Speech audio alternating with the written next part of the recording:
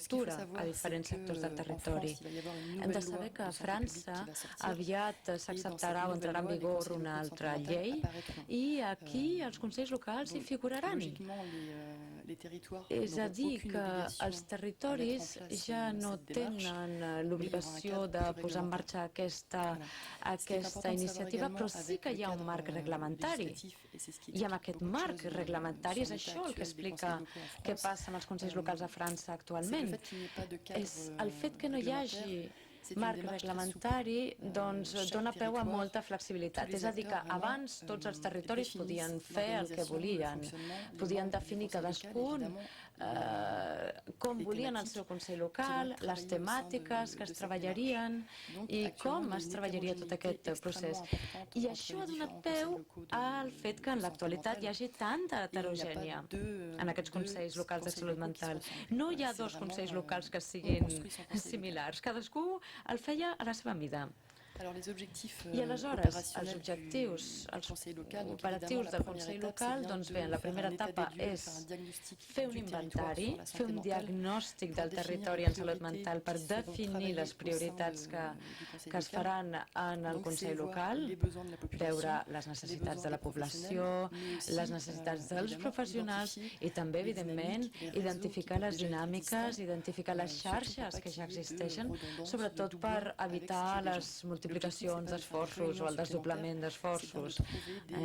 L'objectiu és mirar de ser eficaç i mirar de donar solucions als problemes identificats. En funció d'aquest inventari es posarà en marxa una política, una estratègia col·lectiva basada en aquests problemes i tot això ens permetrà desenvolupar un treball intersectorial i transversal per posar en marxa accions concretes. A continuació, accions per desenvolupar concretament. És a dir que, novament, tots els actors intervindran en l'elaboració d'aquestes polítiques. I ara passaré ràpidament. Aquí estan els motors i els determinants que han permès el desenvolupament d'aquests consells locals, perquè veureu amb les xifres, s'han desenvolupat moltíssim, ja ho han dit a la introducció. Hi ha hagut 4 factors, 4 motors, si voleu, que han conduït al desenvolupament d'aquests consells locals. En primer lloc, la política de la ciutat, si voleu, això és molt francès, potser, és la política de la ciutat enfocada als barris més sensibles, els barris que tenen uns indicadors baixos en quant a ocupació, salut. Doncs bé, l'estat francès dissenya dispositius per millorar l'estat de salut, d'ocupació d'aquests barris sensibles. I els municipis d'aquestes ciutats han desenvolupat una política de salut, perquè a França, i jo crec que passa el mateix aquí, els municipis, els ajuntaments o els representants locals no tenen competències en salut. Això depèn d'un servei públic. I ara, sí, els representants locals han pogut posar en marxa algunes polítiques locals. També un segon motor és el desenvolupament de la psiquiatria ciutadana, que està integrada a la ciutat. Qui hagi intervingut en les jornades organitzades no fa gaire, doncs hauran vist aquesta psiquiatria ciutadana. És un dispositiu que es desenvolupa dintre de la ciutat. És el fet d'estar més propers del ciutadà, més proper de l'habitant, per facilitar l'accés a l'atenció. Això són, per exemple, equips mòbils, antenes de permanència en centres de salut, en CAPs de la ciutat. Un altre motor d'aquests consells locals, el desenvolupament d'aquests consells, és el desenvolupament de la democràcia sanitària i el fet de donar el lloc que pertoca als usuaris a través de diferents plataformes. A França hi ha diferents plataformes, però realment el Consell local dona un lloc important a aquests usuaris. I un altre motor, el quart, en aquesta ocasió, és la territorialització de la salut. A França hi ha una contractualització entre el Ministeri de Salut i les ciutats i municipis. Hi ha uns acords, hi ha uns contractes que defineixen eixos prioritaris i l'Estat posa a disposició una sèrie de recursos perquè la ciutat pugui desenvolupar accions en funció de les especificitats locals i ciutadanes d'aquella zona. Per tant, es tracta de conèixer qui són els actors del territori i realment actuar, però no basant-nos en un territori fictiu, sinó en un territori ben concret amb uns problemes i projectes ben concrets. Aquí em centraré una mica ara en el paper que tenen els polítics locals, l'alcaldia, els consellers, els adjunts, perquè, com he dit, la salut a França no és competència legal obligatòria dels ajuntaments. Però és veritat que en psiquiatria l'alcalde i el seu equip poden pronunciar mesures provisòries sense el consentiment d'altres administracions. És a dir, quan hi ha un risc molt concret d'una persona, doncs l'alcalde pot pronunciar-se en favor, per exemple, de l'hospitalització d'aquesta persona, si aquesta persona representa un risc, d'acord? Tot i que no tingui una competència legal obligatòria. També, durant la seva permanència, els representants polítics locals estan sol·licitats pels ciutadans i pels professionals per debatre sobre problemes relacionats amb salut mental, per exemple, problemes que afecten a tot un veïnatge. No sé, una persona que podria causar molèsties a la resta de la població, per exemple. Per tant, cal explicar als representants polítics locals i a l'alcaldia que a través de les diferents polítiques que desenvolupa el municipi, polítiques de vivenda, polítiques escolars, tot això permet que el nivell municipal actuï en l'àmbit de salut mental, millorant el context de la població, millorant el medi ambient de la població. I un altre tema que explica per què els polítics locals han de ser presents és perquè tenen un poder de convocació molt alt a l'hora de crear les taules de salut mental, per exemple, perquè si només tenim psiquiatres i professionals de la medicina, doncs seria tot molt horitzontal i no gens transversal. No sé si m'explico bé, però és a dir que l'alcalde i els representants polítics locals també tenen un rol de neutralitat, si voleu, davant de la resta de les institucions. D'acord? Per això és important la seva presència en aquestes taules, en aquests consells locals.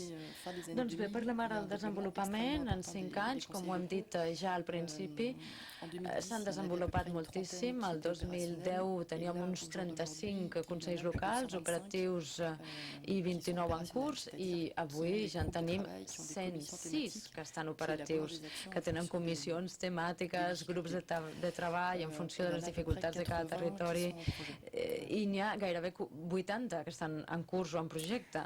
És a dir, 106 més 80 en curs. Doncs bé, aquí la cartografia representem aquests consells que ja estan operatius.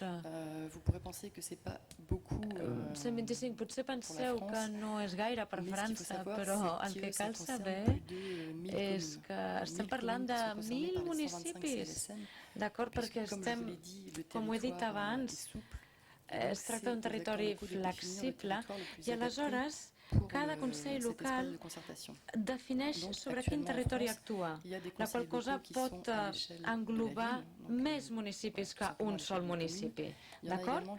És a dir, n'hi ha que actuen sobre un únic municipi, d'altres actuen sobre una aglomeració de municipis i també poden actuar sobre sectors de psiquiatria, és a dir, diversos municipis que no estan que administrativament no formen formen part de la mateixa aglomeració, però que estan afectats per un sector de la psiquiatria. I a París, per exemple, aquests consells locals poden actuar a nivell de barri, d'un barri, perquè aquí sí que, com ho hem dit, treballem enfocats a una certa població i per això tot és tan laxa i flexible en quant al territori, per poder realment apuntar a certes poblacions. Hi ha 60% dels consells operatius que cobreixen un territori de 80.000 habitants i també a títol informatiu el Consell local més petit cobreix, el Consell local més petit cobreix fins a 100.000 habitants, d'acord? Municipis de 100.000 habitants o zones municipals de 100.000 habitants, però el més gran pot arribar a abastir 800.000 habitants.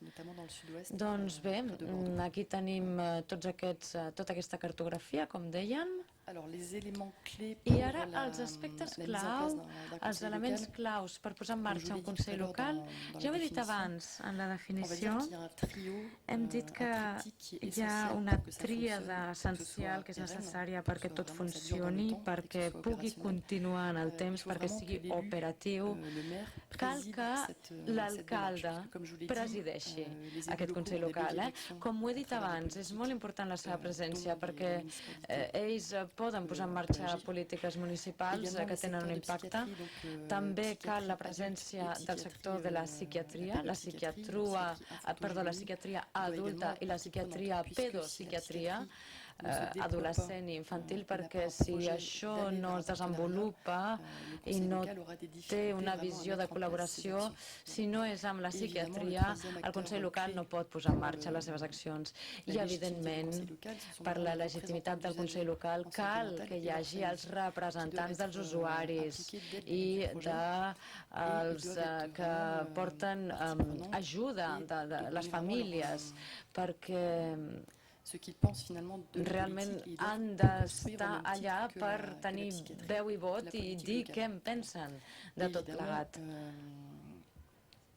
Però, evidentment, tot el conjunt dels professionals de salut mental, tots estan implicats, tant els de salut mental com els metges generalistes, psiquiatria privada també, treballadors socials, educació nacional, els instituts, les escoles, els CEIPs, tots participen.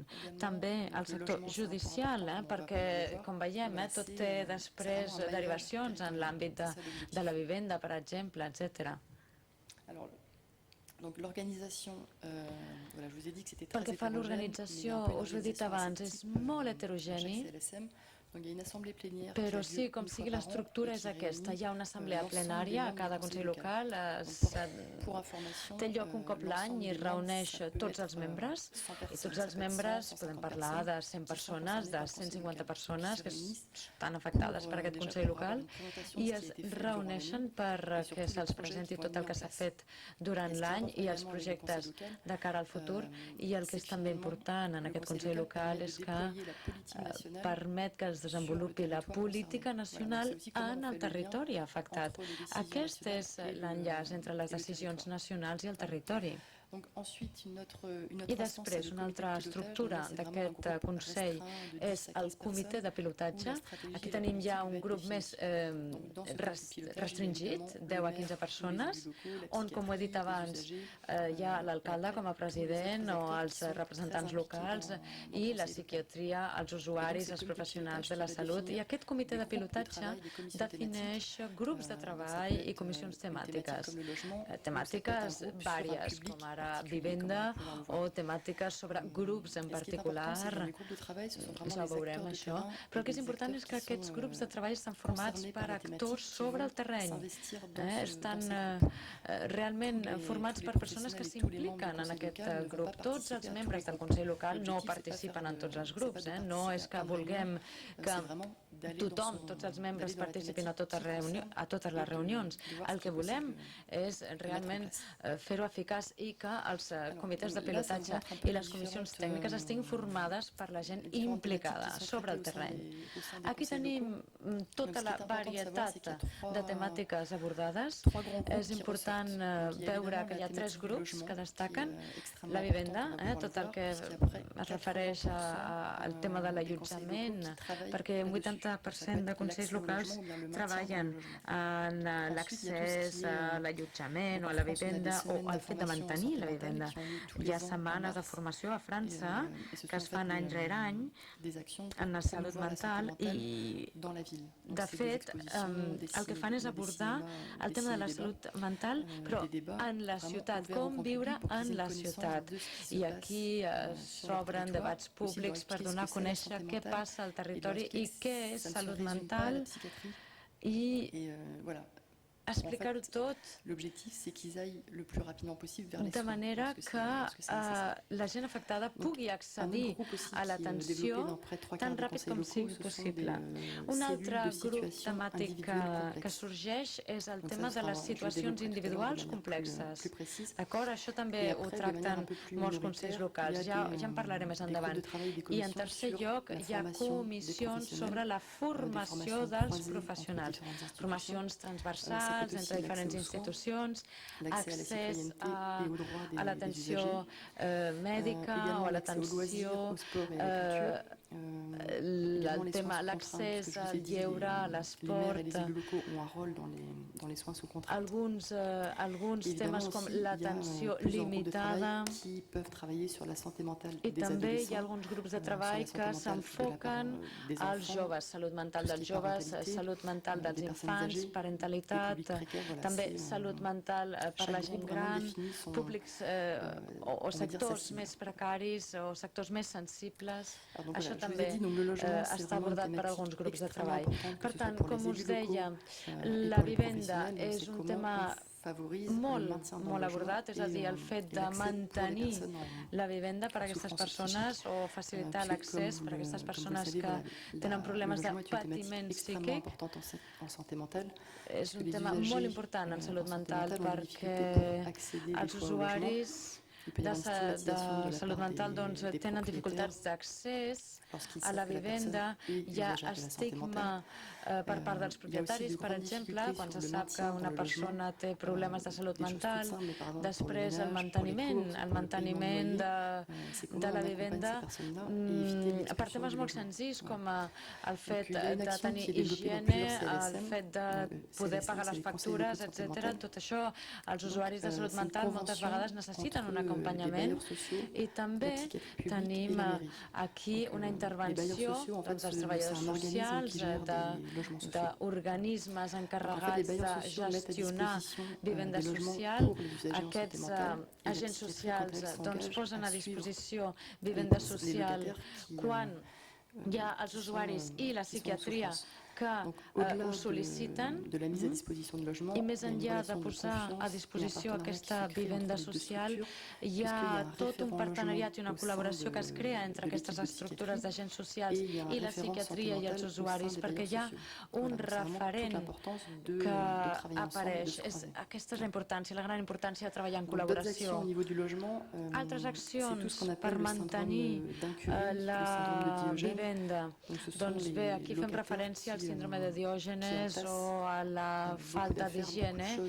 Ja sabem que hi ha persones que acumulen moltes coses dins de la vivenda, dins del domicili, i aleshores això crea problemes de salubritat, problemes amb el veïnatge, amb el barri, i els consells locals han treballat moltíssim aquesta temàtica i s'han posat en marxa una sèrie de convenis entre la psiquiatria i l'alcaldia o l'Ajuntament per saber com actuar dins d'aquestes situacions. Ara hi ha estructures al territori que poden actuar en aquest sentit.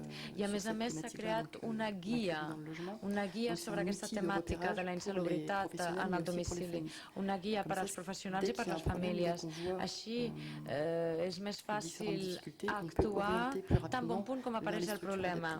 Podem actuar i cridar l'estructura adaptada. I després hi ha una altra acció, una altra iniciativa, és el que parlem, els guardes d'immobles. Són professionals de primera línia que, bé, de fet no estan formats en salut o salut mental, però sí que treballen dia a dia amb gent que té problemes de salut mental. Aleshores, aquestes persones, aquests guàrdies d'immobles, són persones que estan formades per detectar els primers símptomes i aquests professionals poden orientar cap a les estructures adients, estructures de psiquiatria, d'acompanyament social, sempre per evitar que la persona sigui desnonada o sigui expulsada del seu allotjament, del seu domicili. I aquí també actuem amb les persones grans. Aquest és un exemple de la ciutat de Rems, perquè s'observava que la gent gran tenia grans problemes o riscos de problemes de salut mental. Hi havia una desvalorització, una falta d'autoestima per part d'aquestes persones aïllades, d'aquestes persones grans que vivien de manera aïllada al seu domicili sense sortir. Aleshores, volíem que aquestes persones anessin cap a la ciutat i adquirissin una vida social una mica més activa. Tot això, evidentment, per evitar un patiment psíquic, per augmentar la confiança en si mateixes. Gràcies a totes aquestes iniciatives hem pogut muntar grups, per exemple, d'educadors esportius que intervenen en el domicili d'aquestes persones i aquests educadors esportius poden acompanyar la gent gran cap a centres municipals, cap a estructures per trencar l'aïllament en què viuen, la soledat en la que viuen.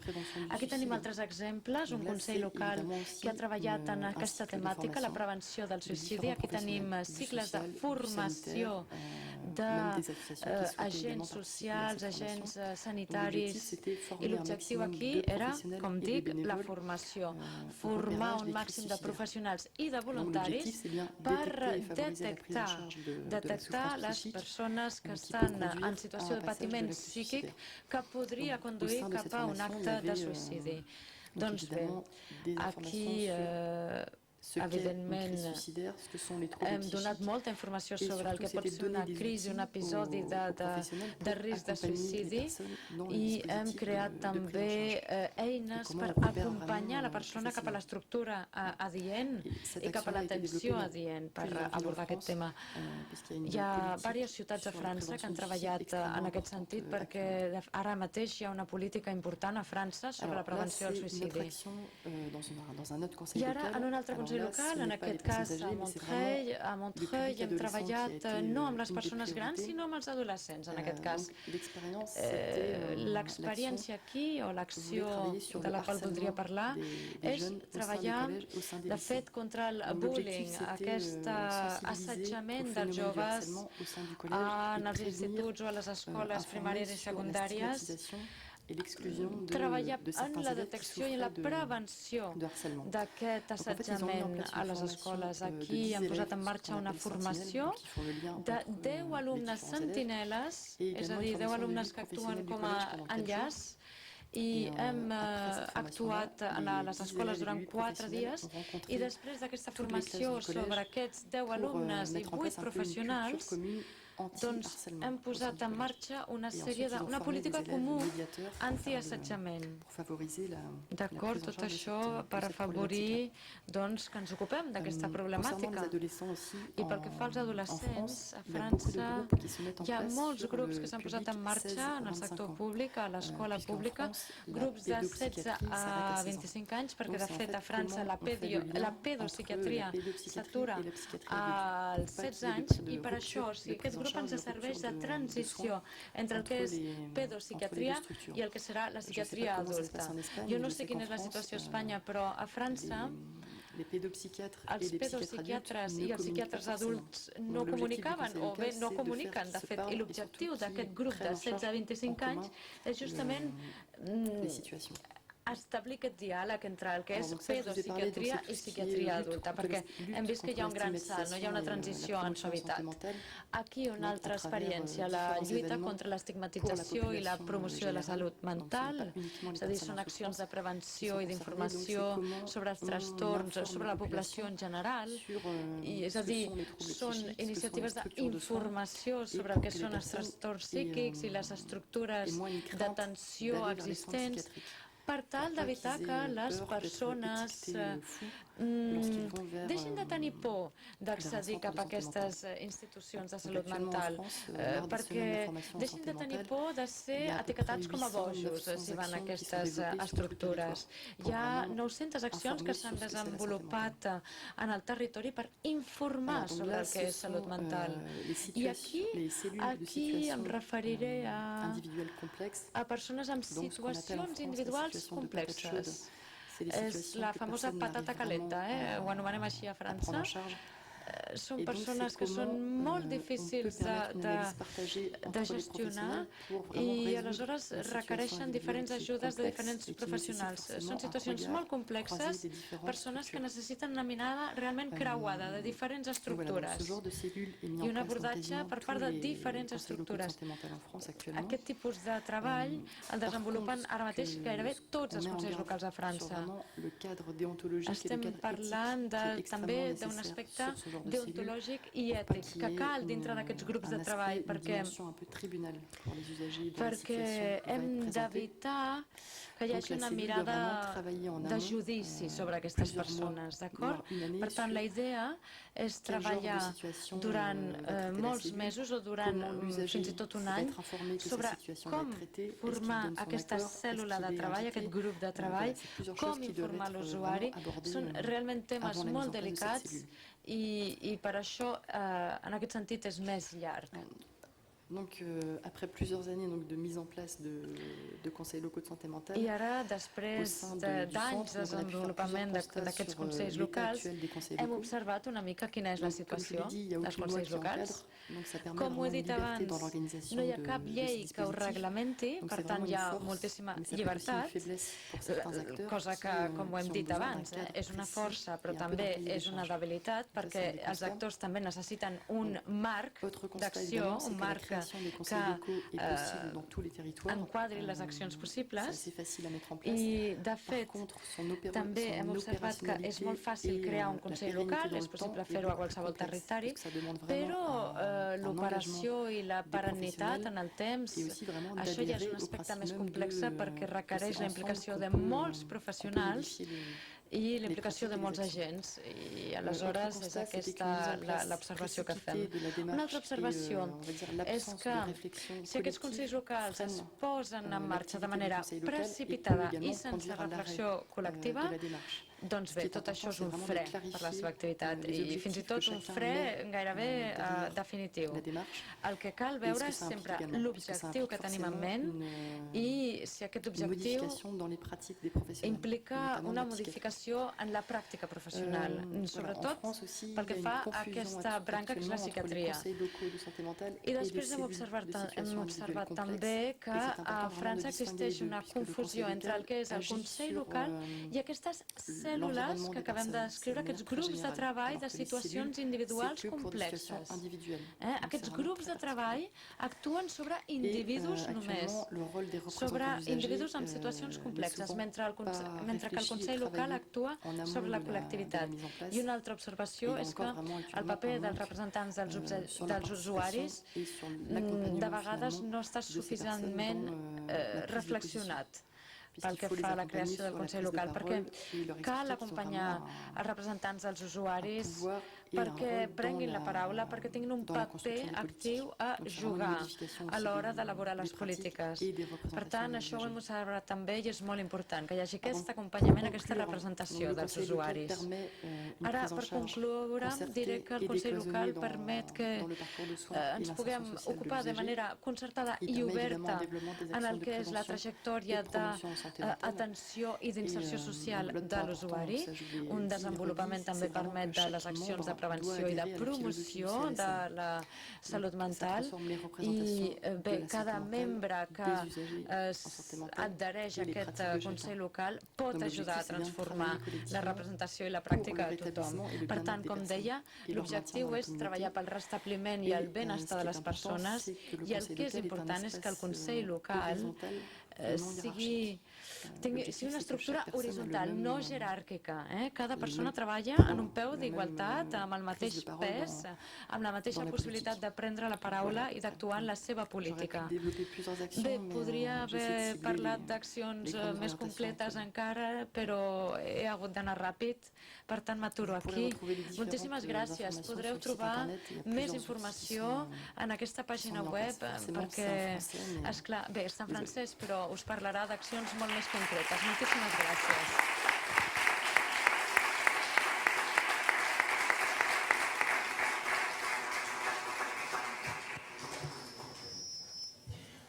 Moltes gràcies, Pauline, perquè realment amb el temps que t'hem donat penso que ens hem fet una idea bàsica, però del funcionament d'aquest Consell, d'aquestes taules.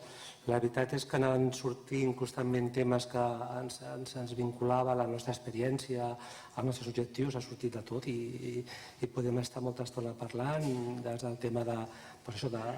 Hem vist moltes similituds i moltes diferències, vull dir que quan parlaves de la mida d'aquests consells i la nostra experiència estem parlant de mides diferents, més petites, àmbits locals més petits, de població.